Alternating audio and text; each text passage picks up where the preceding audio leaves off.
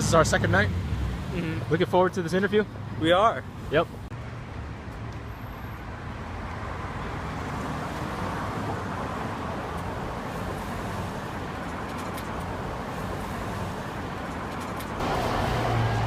All right, let's go in.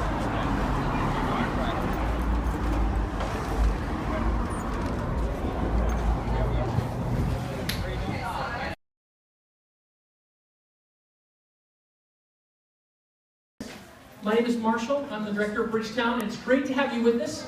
And so tonight, and if you look around the room, there's going to be something for everyone to do tonight. Some of you are here because of a faith reason. Some of you are here because you just love to hang out with people. Some of you are here because you have nothing else to do. I don't know. There's all kinds of different reasons why you're here. But the big thing that we're here for as Bridgetown is our mission statement, which is loving people because people matter.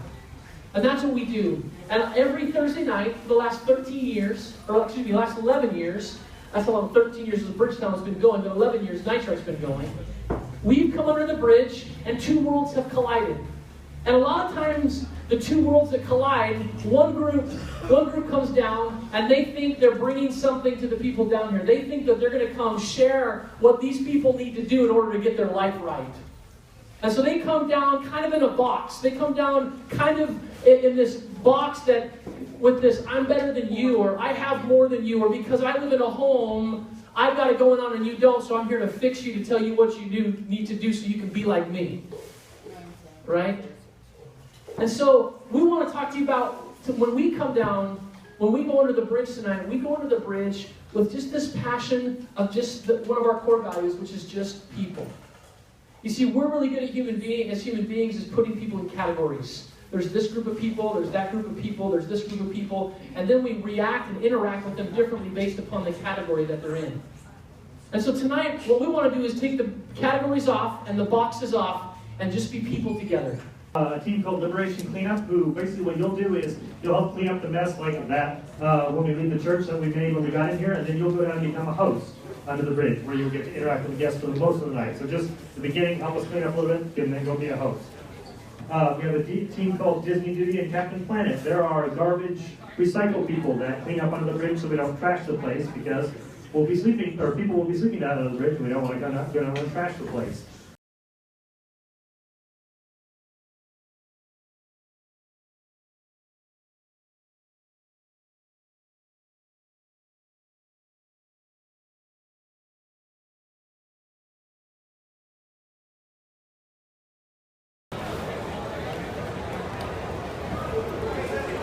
Right now, me and John are organizing the trash, handling the trash. Yep. So here's the preview of what Night Trek is like under the bridge.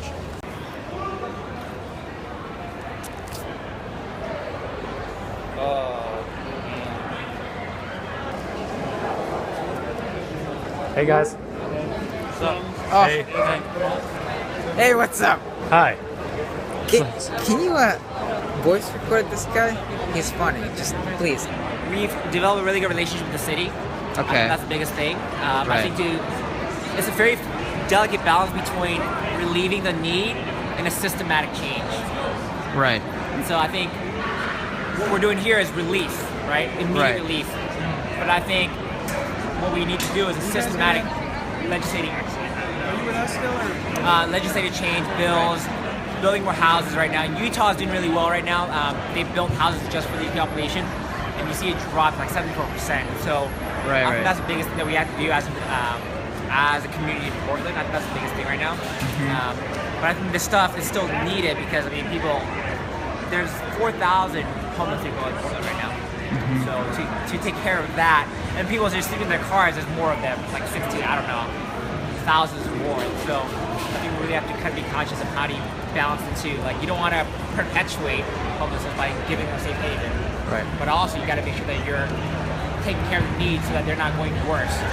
But that you also just have a systematic change with, because right now they Portland can't house everybody, so they let people sleep on the streets. Some cities you can. So my name is Marshall Snyder. and I'm the executive director of Bridgetown Inc., which puts on this every Thursday night event called Night Strike. We're here to be here with people and to do our mission statement, which is love people because people matter. We do that by creating environments. This is an environment that provide three things: mobilization, so mobilizing people into volunteerism, relief, and transformation. And so the transformational aspect is more the systemic change that we try to change. So what we're trying to do is provide people with opportunities to connect to services that will provide maybe longer term resources for themselves. So we have a medical and dental. We have a mobile, like a vet care center where you can get vets, like veterans from the U.S. Army or military.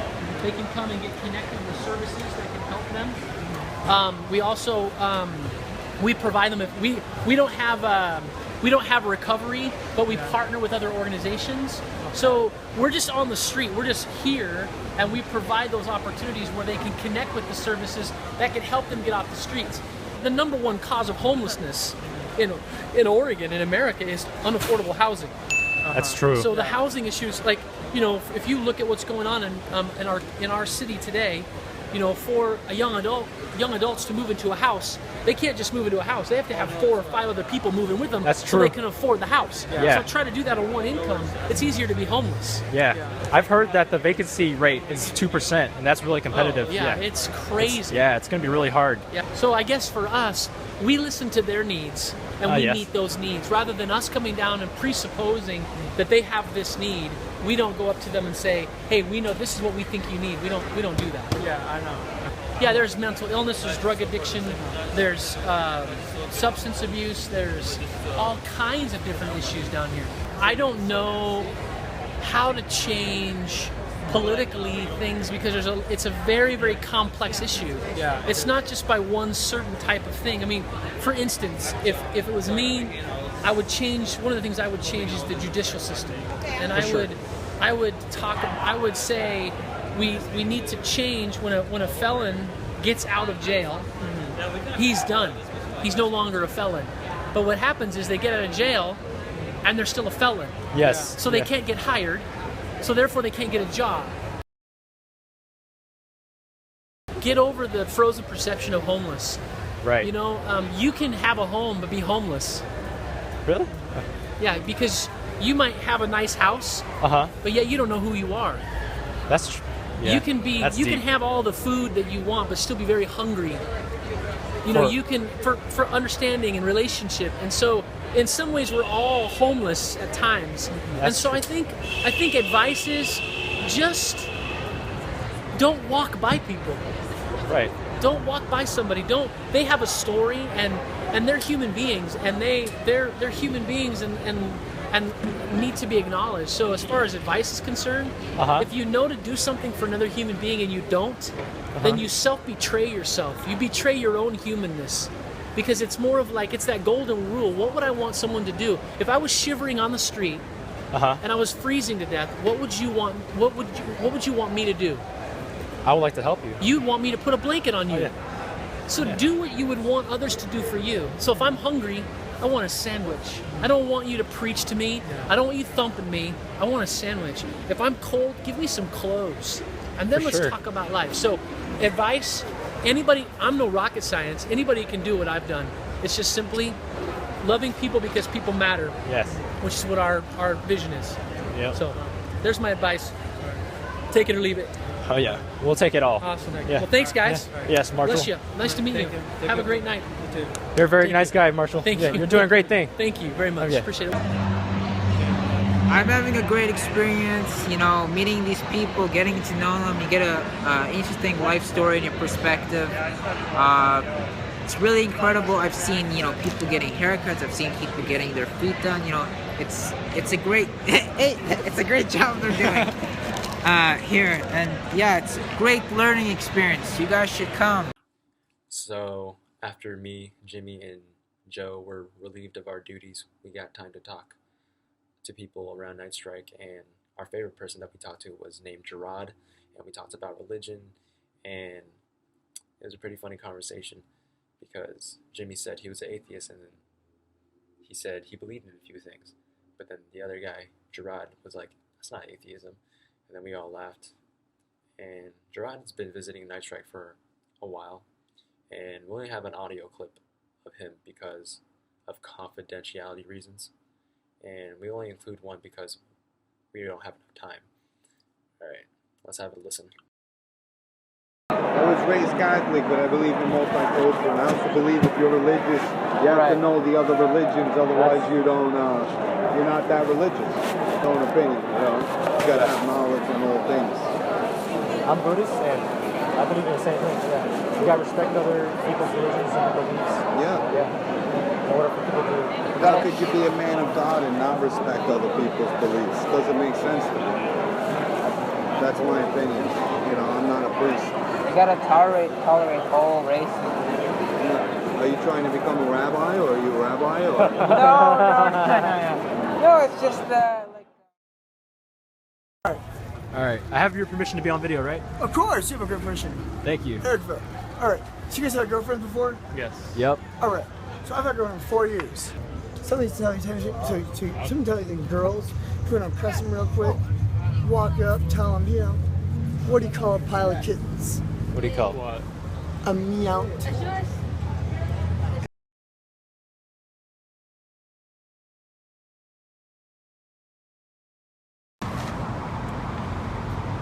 You were sitting right there?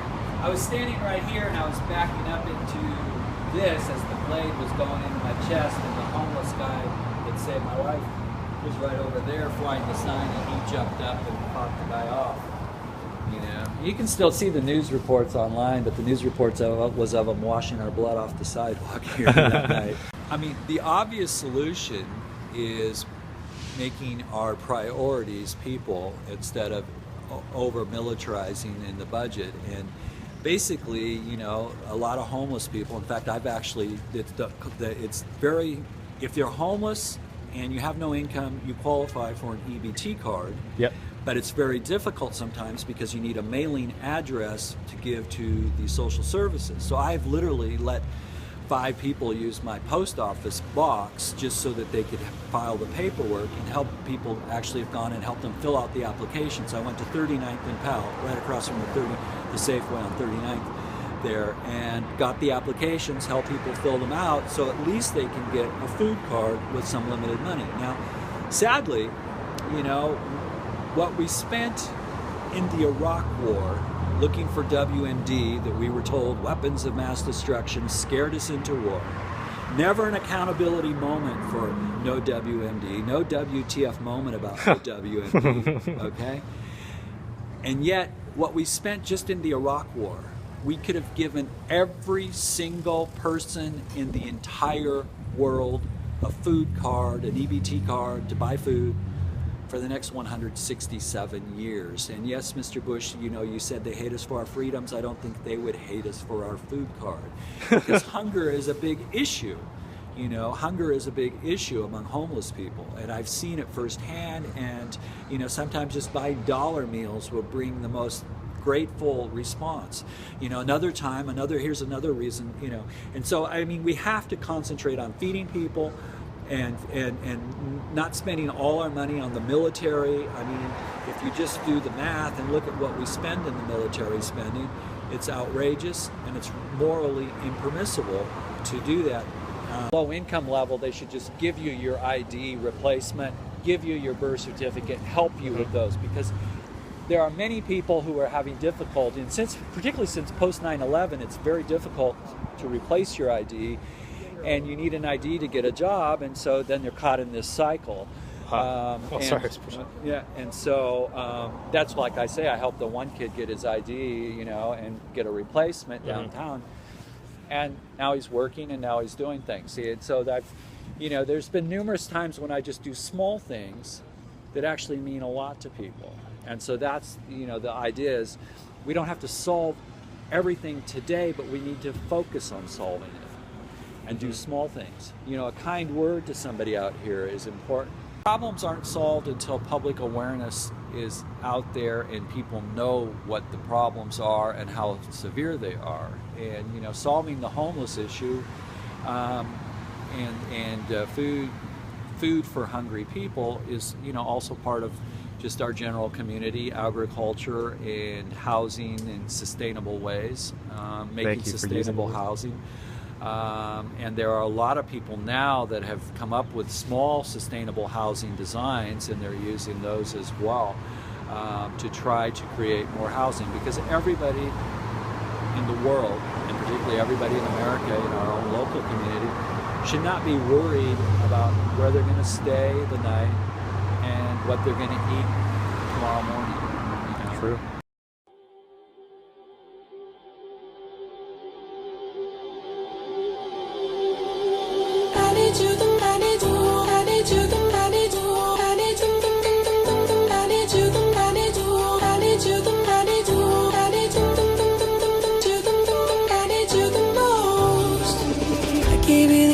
When the door wasn't open, just admit it. See, I gave you faith, turned your doubt into hope, and can't deny it. Now I'm all alone and my joys turn them open. Tell me, where are you now that I need you? Where are you now? Where are you now that I need you? Couldn't find you anywhere. When you broke down, I didn't leave you. I was by your side. So where are you now that I need you? Where are you now that I need you?